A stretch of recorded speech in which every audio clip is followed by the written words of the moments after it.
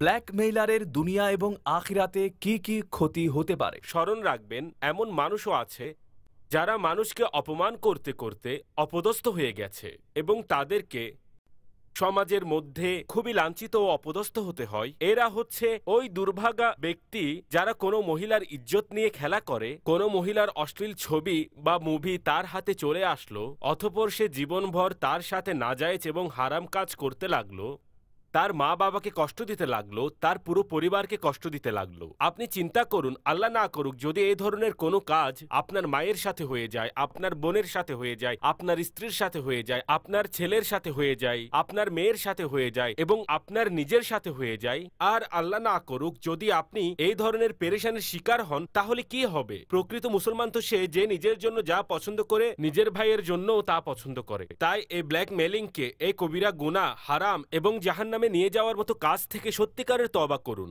আপনার কাছে এই ধরনের যা যা রয়েছে তা দয়া করে আল্লাহর সন্তুষ্টি অর্জনের জন্য এগুলোকে সম্পূর্ণরূপে ডিলিট করে দিন। আপনার কাছে যদি এমন কোনো বিষয় থাকে যেখানে কারো দোষ, কারো ত্রুটি, কারো মন্দ দিক এবং কারো সম্মান নষ্ট করার মতো এমন কোনো বিষয় রয়েছে আর তা ভবিষ্যতে আল্লাহ না করুক আপনি ব্যবহার করতে পারবেন, আমার এই কথাগুলো চিন্তা করুন। হয়তো এটা আজকে এখানে পড়ে আছে, কাল শয়তান আমাকে কুমন্ত্রণা দিবে আর আমি ব্ল্যাকমেইলার হয়ে যাব এবং হারাম কাজে লিপ্ত হয়ে যাব। তাই এখনই আপনি নিজের মোবাইল ফোন থেকে, নিজের নেট থেকে, নিজের অন্যান্য স্থান থেকে সবকিছু মুছে দিয়ে ডিলিট করে তওবা করে আল্লাহর কাছে নাজাতের পথ খুঁজে নিন এবং কল্যাণের পথ অন্বেষণ করুন।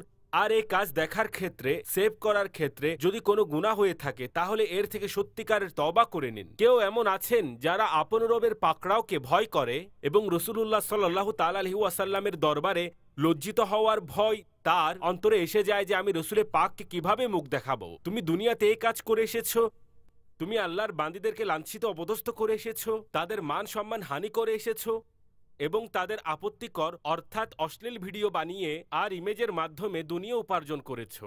এইভাবে হারাম টাকা উপার্জন করেছো, এইভাবে তুমি নারী পুরুষের অবাধ মেলামেশাকে পুঁজি করেছো, এর মাধ্যমে শরাব পান করেছো, এর মাধ্যমে জুয়া খেলেছো, এর মাধ্যমে আল্লাহর নাফরমানি করেছো। একটু চিন্তা করুন, কিয়ামতের দিন যদি আল্লাহ তাআলা আপনাকে দাঁড় করিয়ে প্রশ্ন করেন তখন এই বিষয়ে কি উত্তর দিবেন?